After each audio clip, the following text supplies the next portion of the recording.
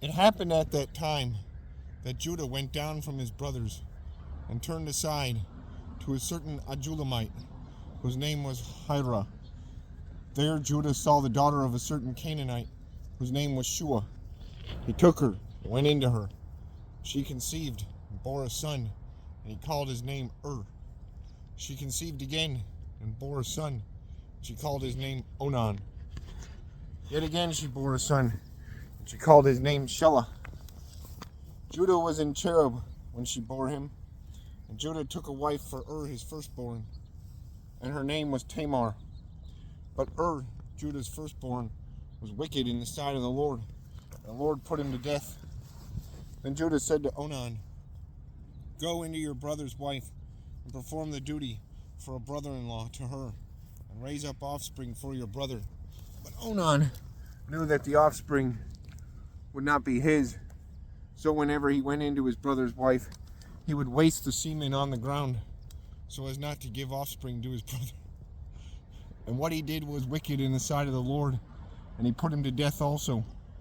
Then Judah said to Tamar, his daughter-in-law, "Remain a widow in your father's house, till Shelah my son grows up," for he feared that he would die, like his brothers.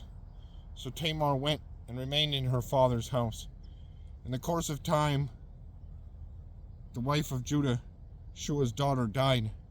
When Judah was comforted, he went up to Timnah to his sheep shearers, he and his friend Hira, the Adulamite.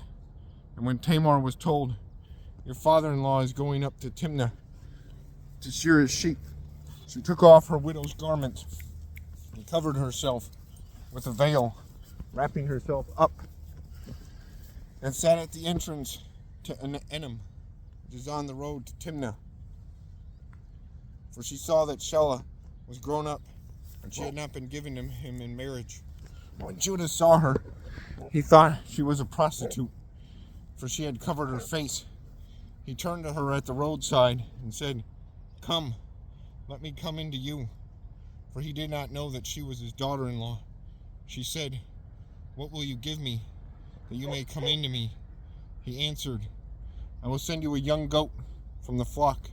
And she said, "If you give me a pledge until you send it." He said, "What pledge shall I give you?"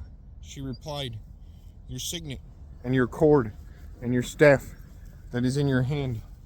So he gave them to her and went into her, and she conceived by him. Then she arose and went away, taking off the veil. She put on the garments of her widowhood. When Judah sent the young goat by his friend the Adulamite to take back the pledge from the woman's hand, he did not find her, and he asked the men of the place, "Where is the cult prostitute who was at Enem at the roadside?" And they said, "No cult prostitute has been here." So he returned to Judah and said, "I have not found her." Also the men of the place said, "No cult prostitute has been here." And Judah replied, "Let her keep the things as her own, and we shall be laughed at. You see, I sent this young goat, and you did not find her." About 3 months later, Judah was told, "Tamar, your daughter-in-law, has been immoral. Moreover, she is pregnant by immorality." And Judah said, "Bring her out and let her be burned." And as she was being brought out, she sent word to her father-in-law, "By the man to whom these things belong, I am pregnant." And she said, "Please identify whose these are, the signet and the cord and the staff." Then Judah identified them, and she said,